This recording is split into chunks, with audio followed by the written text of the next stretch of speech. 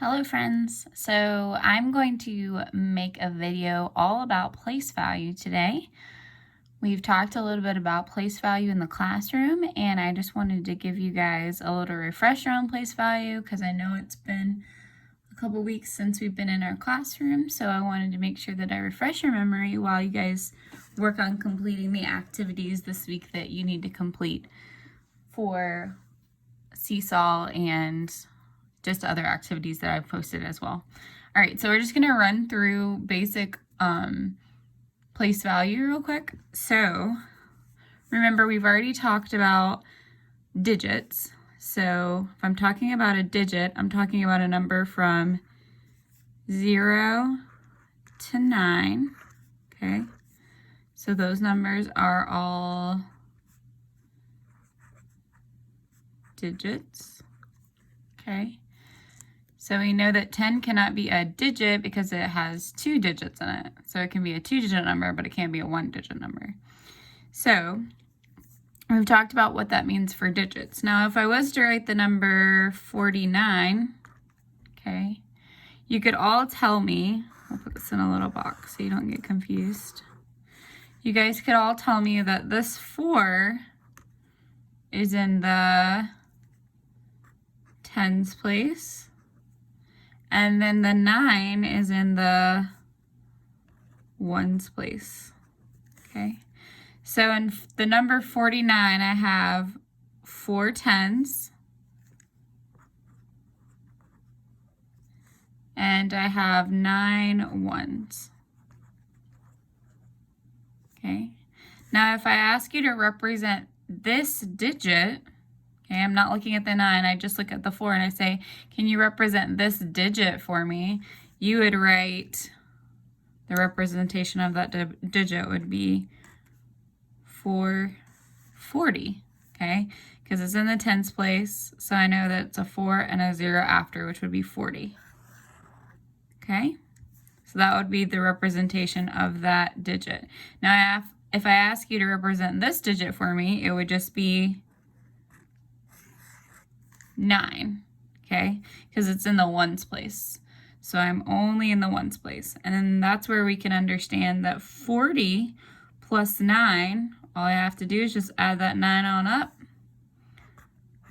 So 40 plus 9 would equal 49. Okay? So that's just a little refresher on the term digit or digits. This is a 2-digit number, okay? If I covered up the 4, it would be a 1-digit number. Okay, so that's a refresher on digits and a little bit of a refresher on place value. Now I'm gonna flip my page to the next page so that we can talk about representing place value, because this is what you guys are gonna have to do. So if I have the number 54, okay, we've talked a lot about different ways that we could represent that number. The easiest way that I think we could represent that number would be using rods or sticks and dots. So if I'm representing 54 using rods and dots, I always am going to start with the tens place because I know really quickly I can do my sticks fast. So I need 5 sticks because this is in the tens place. So write tens place again so we don't get confused. And this is in the ones place, the 4 is. Just so I don't get confused. Now I know I need 5 sticks, so I'm going to write 5 sticks. 1, 2, 3, 4, 5. Okay? If you want, you can make a cross like that, but I like to keep my sticks like that so it's easier for me to understand. Okay, then I need to go make sure that I add my ones. How many ones do I have? 4. So I'm going to draw 4, 2, 3, 4. Okay. Also like to keep my dots and kind of like a 10 frame so that it's easy for me to count if I needed to add or subtract or do anything like that. And I do the same for my sticks usually too. Okay. So now really quickly I could say, okay, I have 5 sticks and I have 4 ones, so that makes 54. Okay. One thing to remember when you're doing this and drawing it out don't forget that you may need to make sure that you're separating between your 10s and 1s. I remember before we left, some of us were having a problem with remembering that we need to stop counting sticks and move over to the 1s or the dots. So don't just keep on with the sticks. You got to stop and think, I have to change over to my 1s because I don't have 9 sticks, because 5 plus 4 is 9. I don't have 9 sticks. I only have 5 sticks and 4 dots, or 4 1s and 5 10s. Okay? So that's one way that you could represent. We talked about another way that you could represent. For this week, you're only going to have to use the sticks and the dots. If you want to practice another way to do it, we have used our number line to do it, or I challenge you guys to try and write a number sentence that would go along with it. If you would like to give that a try, you can certainly do that. It's not required, but I just wanted to make sure that I reviewed this because that's what's most important right now. Okay? We'll do one more together. I'm going to flip this over. Okay? All right. This time I'm going to do the number 97. Okay? So I'm going to start with my 10s first. This is my 10s place. Don't forget, 1s is over here. This is 10s.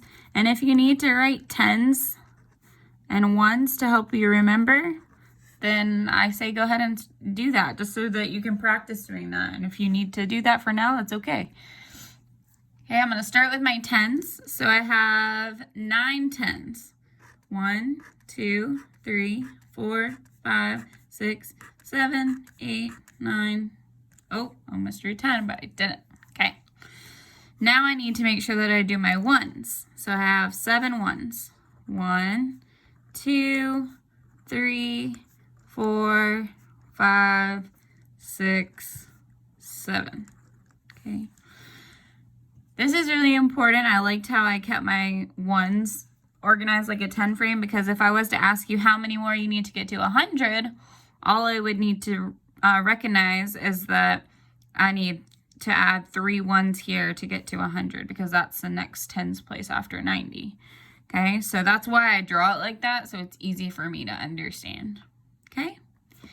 All right, I hope this video was helpful and a little bit of review for place value.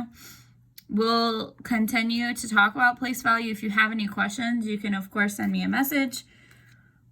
And I will talk to you guys later. All right, bye.